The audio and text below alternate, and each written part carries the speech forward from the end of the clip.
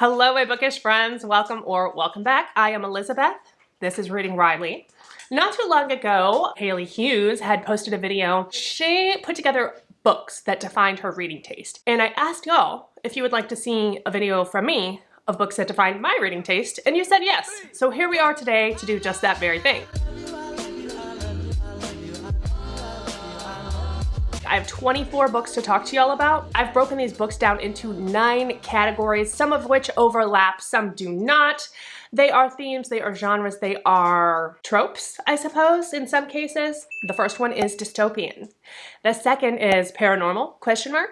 The third is sci-fi. Then we have body horror, absurdist, true crime or relating to true crime in some way. I'll elaborate once we get there. Extreme feminism, psychologically disturbing, and cerebral. Let's talk about all of these books that define my taste. Some of these you've probably heard of, some of them you've not heard me talk about in a while, and some of them are new. So let's just get right into it. The first book I want to talk about is The Husbands. This is by Chandler Baker. I read this last year or the year before. This is essentially the Stepford Wives, but reversed. The Stepford Wives is one that I want to mention as well because this is an upcoming book club book. I have not read this one yet, so it's possible that this could be replaced by the original. We'll see about that. Stay tuned for the book club announcements too. That'll be out shortly. This has so much social commentary. I loved this. It made me feel powerful. I say it's dystopian. It's a gender flip, so it's really maybe utopian for women.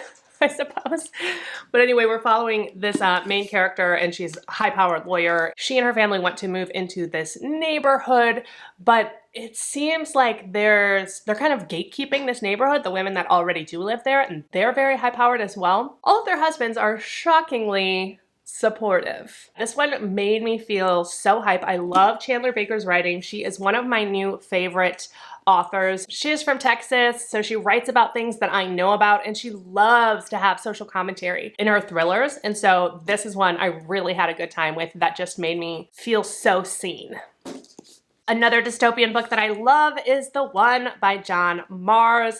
This really set me on this path towards this 5 minutes in the future, dystopian, Black Mirror-esque type story that I love so much. And this one is a little bit more well-known than his other one, The Passengers, but I actually maybe liked this one more, but I wanted to include this one because I feel like it is essential to my taste. And this one, we're following, I think, 6 different characters in this world, 5 minutes in the future, like I said, where a DNA test can tell us who our soulmate is. There's like subplots of love, there's serial killers, and we follow these characters as they find out the consequence of finding out who their quote-unquote love match is. This was so easy to read. The chapters are really short. There's like a cliffhanger at the end of every chapter. So it's just so much fun to get through. I love this type of writing that John Marrs does more so than his like domestic suspense ones. If you like Black Mirror, check these out. My next dystopian book that I would love to talk about is Ready Player One by Ernest Cline. This one also carries over to my sci-fi category. This one is just so much fun. First of all, the audio narrator is Wil Wheaton. He is my very favorite male audio narrator. Love Wil Wheaton as a human in general, and I feel like this is the perfect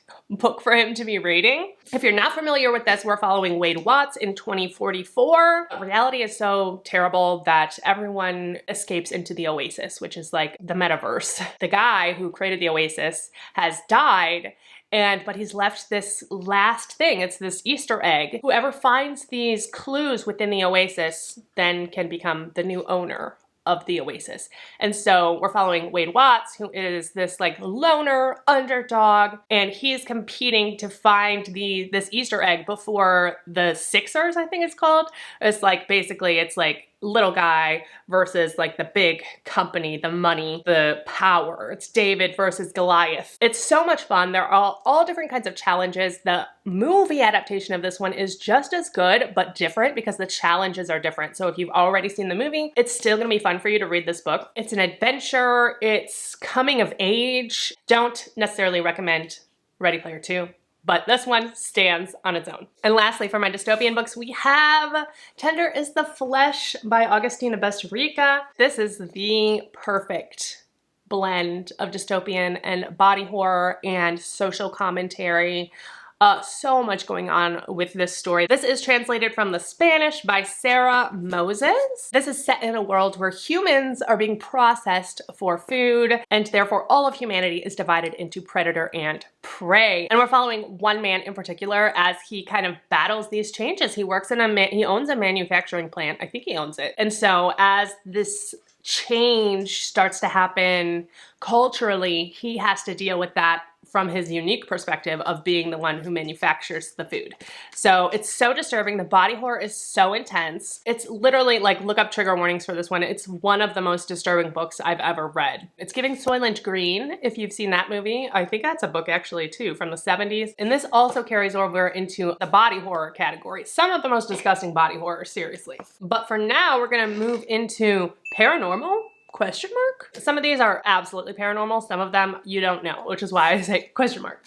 First one I want to talk about, which is paranormal, is The Reformatory by Tananarive Due. I read this at the end of last year and really fell in love with it. I am obsessed with Tananarive Due's writing. She writes what I call horror with heart. She writes very character-focused stories, and this is no exception. We're following these two kids, brother and sister, as they're trying to navigate their lives. They're really trying to survive, and they're being continually oppressed, continually oppressed. The little boy, the main character that we're following in here, he can see ghosts, or what they call haints in here. And then his sister kind of has feelings. She just like has this intuition. Well, we fall so in love with both of these characters, and you fight for them and you want them to like come out on top so bad. This is horrific. It gets really dark. We get a POV in the middle that's like extremely, like way darker than I thought this was gonna go.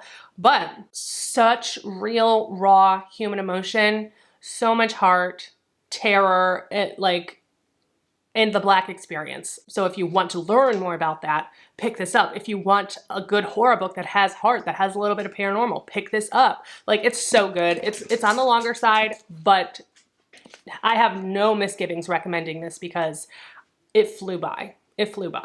My next book in the paranormal category is Mary, An Awakening of Terror by Nat Cassidy. I think this also would fall into the category of horror with heart, but paranormal is questionable as well. There's so much going on with this. It's so wild. But we're following a woman going through perimenopause. She's got voices in her head and she doesn't know if this is real. Everyone's telling her like, this is real, it's fine. This is just what menopause feels like. You're fine. And she's like, I really don't think so. This is another one where it's like finding yourself. This woman is very meek and she kind of lets people walk all over her, and she doesn't assert herself or acknowledge the agency that she does have.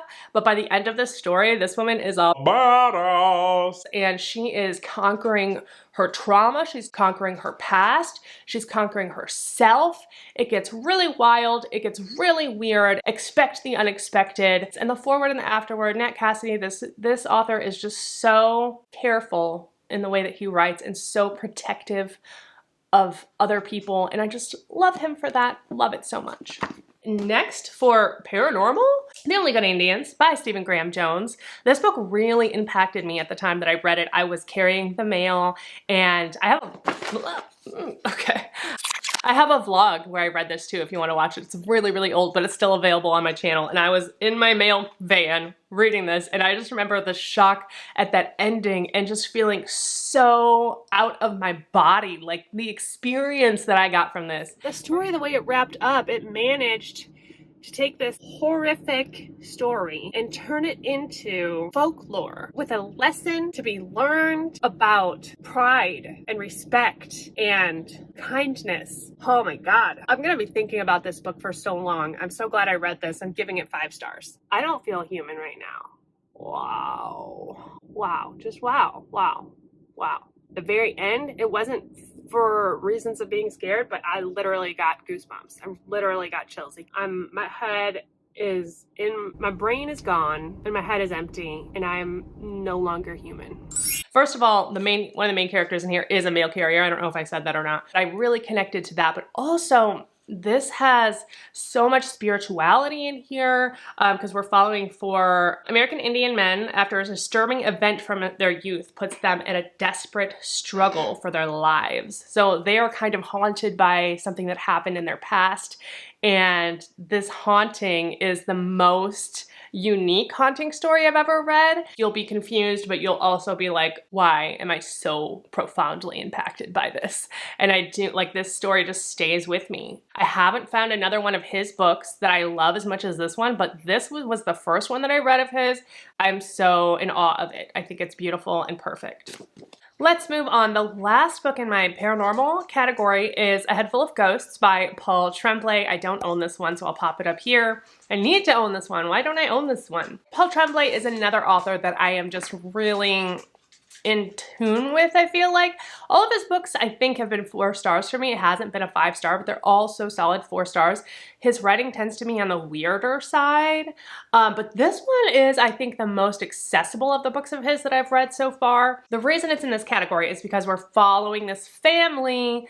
Their daughter is struggling with perhaps schizophrenia, perhaps possession. Their priest decides they need to have an exorcism. He also calls in this production company who is very interested in following this family about their show called The Exorcism. I think it's called The Exorcism. They end up on this reality TV show. Then we fast forward to 15 years later, where we have this interview style where this journalist is interviewing Mary, who's the younger sister of Marjorie. She was there the whole time when all of this stuff happened. It turned into this cultural obsession around this family, and so we're getting Mary's inside scoop throughout this as to what actually happened, what actually went down. It felt like a thriller, but with a little bit of a twist. I loved it. It's one of those that makes you rethink the whole rest of the book once you get to the ending, and it was such a good time to read, such an awesome reading experience. That wraps up our paranormal category. Let's go ahead and finish out our body horror category, because we only have 2 books in this category. The first one, remember, was Tender as the Flesh by Augustina Bazterica, and the second book to round out this category is one that to this day I am still disturbed by, and that is why it is on this list, and that is Misery by Stephen King. Annie Wilkes is one of the best characters ever written, bar none. I love her. If you're into female psychopaths, you need to read this. Also, though, be prepared because the body horror is so intense in this book. I felt so disturbed by this. The way he breaks it down in the writing, it's so intense. This is also following an author, a fictional author, which is another trope that I really love, and his obsessed fan. And this is also a book set in isolation, if you like books set in isolation, and you're also rooting for the underdog here, which is Paul, the author. And this is kind of said to be self-referential for Stephen King in the sense that he may feel trapped into writing a certain kind of story because that's what his fans demand of him. So there's that kind of meta quality to it as well. And the body horror, just out of control body horror, y'all. Hobbled. That's all I have to say, hobbled. It's called hobbling. Oh, it's so bad. Now, Head Full of Ghosts, while I kept that in the paranormal category, also has some crossover into true crime. I'm using the term true crime loosely here because all of these books are in fact fiction. None of them are actually true crime. But I'm putting Head Full of Ghosts into that category because of the documentary TV show, which technically isn't true crime, but it's giving that thing that true crime gives me, documenting this supposedly real life, even though it's fictional, tale. So again, in this category are 2 other fictional thrillers that have some kind of quality in there that relates to true crime in some way for me. And the first one is His and Hers by Alice Feeney. It was really hard for me to pick out which Alice Feeney I wanted to talk about in this video because there are so many good Alice Feeney books and I love her writing so much. She's definitely an integral part of my taste. But this one in particular I really loved because we're following this journalist and we get 3 perspectives in the book. You get his and hers, and then you also get the perspective of the killer. And the audiobook for this book is also done really well because they disguise the voice so you can't tell. So in this story, we're following this woman who's a newsreader, and that's the connection to the true crime here. It's very loose. It's very loose, but I really loved that aspect of it because she gets sent back to her hometown to look into a murder. There, she is confronted by Jack, who is the like head detective or police person over there. Jack himself becomes a potential suspect in this case, and it's just super twisty. The twists were so good, and this is an element that I love from Alice Feeney, is she always gets me with the twists. She's so good at manipulating me as I'm reading her stories into thinking one thing and just like completely blindsiding me. So that is why I included this one. Next on our true crime list, this one has the most connection to true crime, while also being a fictional story, and that is Dark Places by Gillian Flynn. Gillian Flynn is one of my absolute favorite authors. She's only written 4 books that I know of, and I've read them all and loved them all. This one is my favorite of hers, which is potentially a controversial opinion because I know obviously people love Gone Girl, but then Sharp Objects also has a really staunch following. But this one I loved because of our main character, Libby Day. Libby is not likable. She's a mess.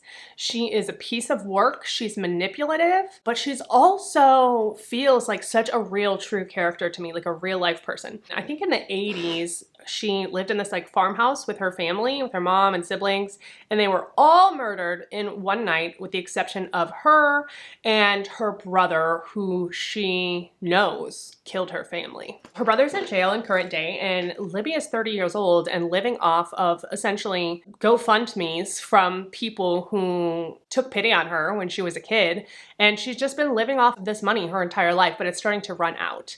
So she gets approached by this guy who is like the president of this true crime fan club. He says, hey, we think your brother's innocent. Help me investigate this and I'll pay you. And she's like, okay, well, I really need money to survive. I don't believe that, you know, my brother's innocent, but sure, whatever, I'll go along with it. And then onwards, we have this like story unfolding where she's figuring out what really happened that night. And from what I hear, they are doing another remake of this. The first one is the Charlize Theron adaptation, which I liked, and I didn't love it, but I thought it was good. But I'm very excited for a new adaptation of this, which could be stellar. The Sharp Objects adaptation is great. The Gone Girl adaptation is great. This one needs a great adaptation, and I'm so excited for that. Okay, now we're gonna bounce back up to my sci-fi books that I wanna talk to you about. The first of which was Ready Player One. And now we're gonna get into The Humans by Matt Haig. This, surprisingly, was on Haley's video as well for books that define her taste. And I love that because it just shows that we have this other connection, because this book moved me to my core. Matt Haig in general moves me to my core. He is such a beautiful author, such a beautiful human being. And all of his books are so heavily imprinted with mental health representation, and I love that so much because I connect with this. He is, in his real life, an autist as well, and he's also been dealing with very severe depression for most of his life, and he is so open and so vulnerable about his stories. I love Matt Haig so much. But anyway, this book in particular really, really got me. I've never laughed out loud so much reading a book as I did when I read this one. I've never felt so connected yet so separate from the human race. And this is sci-fi because we're following an alien. We're following an alien who gets sent to Earth.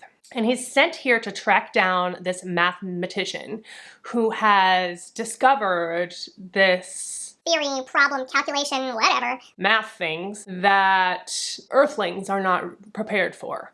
This alien race has said, okay, Earthlings cannot handle this kind of technology right now, so we need to destroy this evidence, and you, Sir Alien, it is your job to go down here and pretend to be him, figure out who else knows anything about this, and destroy all evidence of such. So he gets down there, and of course from his planet, everything, there's no emotion connected to his planet in the way that they live. Everything is calculated, everything is math, everything is a problem to solve. But when he gets down to Earth, he is so shocked by our culture. He doesn't understand why we have noses. He doesn't understand why we wear clothing. He thinks our noses are disgusting, that we should be covering that part and not the rest of our bodies. It makes no sense. It makes you think about why we do certain things at all. How did this even come to be when you're looking at your own species from the perspective of somebody from another world. It's like, oh my gosh, we are weird. We are so strange. And anyway, this alien continues to just explore and fall in love with humanity. And he realizes what love is. And it's so touching. It's just so beautiful. Such a beautiful story. Love it so much. I think everyone should read this. Matt Haig also, just in general, an amazing author. And then I do also just quickly want to mention The Midnight Library is the same author if you've read or heard of this one. And this one, again, very much strong on the mental health rep for anybody who's questioning if they've made the right choices in their life. Anyone who's dealing with depression, this would be great for it. And this is like magical realism. So very different genres, but very much the same theme throughout. And his writing is so strong and just such a brilliant, brilliant author. Love this man. We talked about horror with heart earlier. This author writes sci-fi with heart, and that is Andy Weir, and this is The Martian. This story, again, like I like my sci-fi with heart, like I like my horror with heart, and this does it so well. And this one is just, we're following this man who gets abandoned on Mars and his struggle to survive and his struggle to get back to his family and his loved ones. What is his name? Mark, I think it's Mark Watney. Yeah, Mark is the reason you read this story, like his character development. And this is also obviously set in isolation. He's stuck on Mars by himself. So we have that trope as well. But there's gallows humor in here. His humor is so funny, but he's also a horticulturist. No. What is the word for plant people? Why do I want to say lobotomist? That's not right. Botanist. That's it. He's a botanist. And he's so brilliant as well as a character. There is a lot of technical writing in here and scientific writing, which I loved, but some people don't like. So just a heads up for that. But this one is so moving and so beautiful, and just loved it. Loved it. So that rounds out our sci-fi category. So let's move on back down. And we're gonna go to a different category that I'm calling absurdist. And the first book that I wanna put into this category is Nightbitch by Rachel Yoder. This story moved me, again, so much. This is absurdist because in the story, this woman thinks she is turning into a dog. So I don't think there's no other way it can get more absurd than that. You could call it magical realism. You could call it so many different things. I'm also fitting this into my category of extreme feminism. Literally, I closed this and I howled at the moon, and you'll understand why if you read it. This is also a story about motherhood and very deeply rooted in motherhood. We're following this woman who was an artist, and she has her first child, and her husband is not like some bad guy, but he's not like the most supportive. And she's just kind of like, okay, like dealing with postpartum depression, dealing with losing her identity and herself after having a child. And when she embraces this kind of feral feminism and thinks that she's turning into a dog, and then she just goes for it, she finds herself in this, and she finds herself again. And it's just so, this one's more literary. It's a super quick book. I mean, this book is small, but it's only, 238 pages. So pretty quick to get through, and I highly recommend this one. I loved this, and it's just absolutely absurd, but so rewarding and so satisfying. And then next in this category, I'd be remiss if I did not mention Bunny by Mona Awad. Mona Awad is another author that I really think defines me. The way that she writes is so beautiful. And in this one, we're following a scholarship student, Samantha Heather Mackey, and it's set in New England's elite Warren University. She is in a graduate program for writing. She just hates this unbearable clique of girls that call each other Bunny. If you like the movie Heathers, you probably like this. It's very much inspired by that, or it seems like it is anyway. She kind of gets indoctrinated into this cult, and it's not a cult story, but it certainly has elements of a cult within this creative writing cohort. I don't even know what else to say to you about this other than her writing is beautiful. This, for me, is about that fine line between creativity and insanity. Another book I like to compare this to, or another movie I like to compare this to, is Mother, which is so beautiful. And just the whole theme of that, the chaos, this encapsulates that 100%. It's so absurd. Do not go into this thinking like it's based in reality. Again, there's some kind of element of magical realism or some kind of weirdness in there that cannot be explained. So do not go into this expecting to get answers. Just go into it for the experience experience and ride that wave. That rounds out our category for absurdist. And speaking of Nightbitch, I want to move on to extreme feminism. The first book that I think really defines my reading taste in a huge way is Any Man. This is by Amber Tamblyn, and I read this a couple of years ago now and just loved it so much. This story is about agency, it's about sexual assault, it's about cultural perceptions of that. This flips the script because we are following a woman who is sexually assaulting men, and we're following the men that she is hurting. It's mixed media, there's poetry, there are internet chat rooms, it's just like the most interestingly written poetic thing I think I've ever read. I love Amber Tamblyn for this, but it's brutal and it's dark. And I say extreme feminism not because the killer is a woman, and it's not like a revenge good for her story. No, this is taking a look at our culture in general from like a bird's eye view and saying, okay, well, if it was this way, how would we react to that? There's like a podcast in here where they're making fun of these guys for being raped. Sorry if that triggered you, but it must be said if I'm gonna prepare you for this. And like talk show hosts where women are saying, oh, that can't happen. Things like that, because these are men who are being assaulted, how they're not being taken seriously. And so while it is screaming the lack of agency, lack of representation, lack of empathy in the post-Me Too movement, it's saying, hey, what if these were men? Would we still be reacting the same way to Me Too? This will make you enraged. This will make you, again, that feeling like I was talking about with Nightbitch, where I was just like wanting to howl at the moon. This one makes you do it in like joy, and then this one makes you do it in rage. So it's kind of like opposite ends of the spectrum, but both I would say extreme feminism. And then lastly, in extreme feminism, we have A Certain Hunger. This is by Chelsea G. Summers. I have an autographed copy of this, which I'm obsessed with. Thank you so much for sending me this, Chelsea. And this is a good for her. This is exactly the good for her that we all need. We're following a woman who is a food critic, and she's also a cannibal, and she eats her boyfriends. So what? So what? The comparisons in here between how foodies approach food and how this woman approaches eating men, it's just to die for. It's amazing. Again, this is a huge character study, and we're following Dorothy, I think is her name. This is not one where she gets away with it. She definitely pays for the consequences of her actions, but this is as we're following her as it's catching up with her. She's definitely got a personality disorder of some type. We know this. We start to kind of squeeze out her humanity and figure out, okay, well, do you have any actual connections to people? She's hilarious. This whole thing, there's no big plot twist in here. Oh, she also gave me this with a plate. How sweet is that?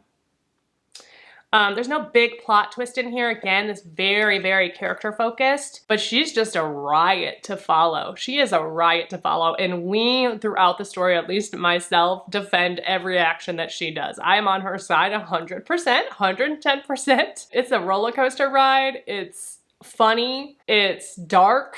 It's just so many things that I love, and I would call this one extreme feminism as well. This is, you know, supporting women's wrongs.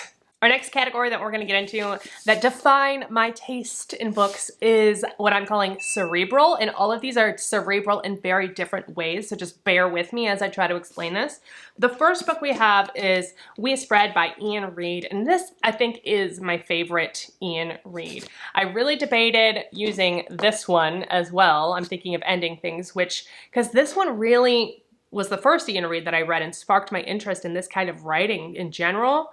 But this one affected me so much, so I think I'm gonna keep with We Spread. This one I say cerebral because we are following this character and we're not sure if she is slowly losing her mind or if she is in a situation that is not good. It's very much open-ended. It leaves you questioning so many things. But we're following this woman, I think her name's Penny. She's an artist, and her husband has died a couple of years ago, and so she's living alone in this apartment. She has a fall one day, and her handyman says, hey, maybe it's time. He's like an old friend or whatever, not just some handyman, but like he comes by to help sometimes, and I guess he was friends with her husband, and he had told her husband that, you know, when he figured it was time, he would help her move into an assisted living area. He's like, maybe it's time for you, and she's like a little reticent, but she says, okay, I'll do it. And she moves into this assisted living home in the middle of the woods, and there's only like 5 people that live in this house. It's like a normal looking house, but it's like a very special setup. It's supposed to be very unique. All of these people here, since they have gotten together, have begun thriving. And Penny finds that she's picking up interest in art again. She's painting. She's doing all of these things that she hasn't done in so long, and she's really enjoying it. But then she starts to lose time and have these like visions, and we don't know if she's being manipulated by these people or if this is just a slow degeneration of her memory and her mind. I love his perspective in books. I just think he is brilliant, and I want more Iain Reid. I need more. Cerebral number 2, I just read, but it's definitely gonna be on my best of the year this year, and that's Happiness Falls by Angie Kim. And again, this one is a mystery. We're following this Korean-American family. This is during COVID times. The dad has disappeared. He was with their son when he disappeared, but nobody has any idea what happened to him, and they can't communicate with their son, Eugene, because he is non-vocal. He is an autist, and he also has the mosaic form of Angelman syndrome, and they have no way of communicating with him. We're trying to figure out what happened to dad. That's like the overarching plot point. But also, this is exploring happiness from this like scientific angle that I think is so stinking cool, and the relativity of happiness. There's this whole thought project in here about how our brain has the power to adjust our happiness level, and it does it kind of without us noticing it, based on our expectations going into a situation. Are we able to in some way manipulate our brains when it's doing that in order to have more control and more power over our own happiness? And what decisions would we make in order to be happy? What sacrifices would we make in order to be happy? There's so much mental health rep in here. There is so much social commentary on oral fluency and how we associate that with intelligence. Not just that, but how that affects men and women, how that affects people of color, how that affects you based on the circumstances that you're in, the context that you're in, the place that you're in. I cannot believe she put all of this work into this fictional story when this could just be like a thesis, and I'm so in awe of her, and I loved this. I will say though, it's not going to give you that ending that you're expecting from like a mystery thriller. It's a little bit more open-ended, but so satisfying for me. And then lastly, what's my last cerebral book? I don't have a copy of this one, but it is Next of Kin by Kia Abdullah. This is a thriller, but it has that legal angle in there as well. So if you like a legal thriller, I think this one's absolutely going to be for you. I went into it expecting it to be suspense, like family drama suspense, and then I was shockingly surprised that there were some big twists in the end. I loved that. This story is following a woman whose family immigrated to America. She grew up basically being her little sister's mom. And so it's her and her sister are like super tight, but she has to like, she's the one in charge. She has been working her ass off in order to, you know, have the American dream. She's very successful. She and her husband have been trying to have a baby for a long time, so she's a little bit resentful when her little sister and her husband are able to conceive and have this perfect little beautiful baby. One day, her brother-in-law, her sister's husband, calls her and says, hey, I need someone to take Max, I think is his name, to daycare. Can you drop him off on your way to work? She's like, sure. 8 hours later, they get a call from the nursery. He never got there. She forgot to drop him off, and she just drove to work, and he's been in the parking lot on the hottest day of the year, and the baby dies. That's not a spoiler. The baby dies. This is all at the beginning of the story, and this is the cause of the legal thing, because is this neglect? Is this abuse? Who is to blame for this? Obviously, she didn't do it on purpose, but like, legally, how do you defend that? How do you defend that? And so you feel for her, but you also feel for this child, of course. It's devastating. It's heartbreaking. The next part is like the legal side of it. And then the twists at the end are just like insane. So good. Love the social commentary. Love the like heartbreaking nature of this, but also this very much like legal versus moral dilemma. let's say. Okay, we're gonna make our way into our last category, which is psychologically disturbing. And again, there's some variety within this category as well, but I think you're gonna find that they are all psychologically disturbing. Let's go ahead and start out with Saving Noah by Lucinda Berry. This one is the most taboo, I would say, of all of these books because of the subject matter, and it's very intense again as well. Psychologically disturbing, you might say. We're following this woman and her son, and we got both of their perspectives. What this is asking is, how would you handle it if your child did something so gravely unforgivable? In this story, the son, I forget his name, Noah. Oh my God. It's Noah. I'm gonna say this and it's gonna be disturbing, so just prepare your ears. Noah has been volunteering on the swim team, he's a swimmer, to help teach these young girls to swim, and he ends up touching them inappropriately, and this comes out. And so the mom is battling with how to handle this. Like, she loves her son and he's shockingly apologetic. Like, he admits to this and he says, I know I did this and I know this is wrong. Help me, Mom. And it's like, how do you approach that situation? Like, where do you go? How do you move forward? There's a twist at the end of this that is again disturbing. I don't know how else to describe this. It's one of those that makes you feel really uncomfortable while you're reading it. I'm not gonna lie. You're gonna feel really uncomfortable. Similarly to, which another one that I was debating putting on here, My Dark Vanessa by Kate Elizabeth Russell. And this one is similarly taboo in the sense that this is about a teacher who is grooming their student and the implications of that throughout her life. And how that kind of messes with her. And again, this one gets really dark, but again, some of the most like raw writing. I hate to say, I want to say beautiful writing, and there is beautiful writing in My Dark Vanessa in particular. It's just so disturbing, so incredibly disturbing. Next in my psychologically disturbing category is a thriller, and this is like the backbone of my taste in books because I think everything, if it was like a spider web graph, like everything comes back to this, and that is Karin Slaughter, Pretty Girls. This was like the first really dark book that I read that just clutched me by its claws. Like, there's no escaping this story. It's so brutal, but this story is more about family, sisterhood, friendship. These two women who are sisters, and they grew up with a third sister. Their third sister, when they were both young, disappeared. They don't know what happened to her. When the story starts, it's 20 years later, and we're following Claire and Lydia. They're both sisters, and they are so different. Claire is this socialite. She's the wife of this Atlanta millionaire. She's living out this, like, from the outside, dream life. And Lydia is struggling. She's got a daughter. She's struggling to make ends meet. She's dating some ex-con. And then Claire's millionaire husband is murdered in front of her, and this opens up this wormhole into the past. Everything is connected. This gets so dark. There is a torture scene in here that I am still to this day disturbed by, that involves waterboarding and pee. That's all that needs to be said there. If you can handle that, then you can handle this book, but like at the same time, go in weary.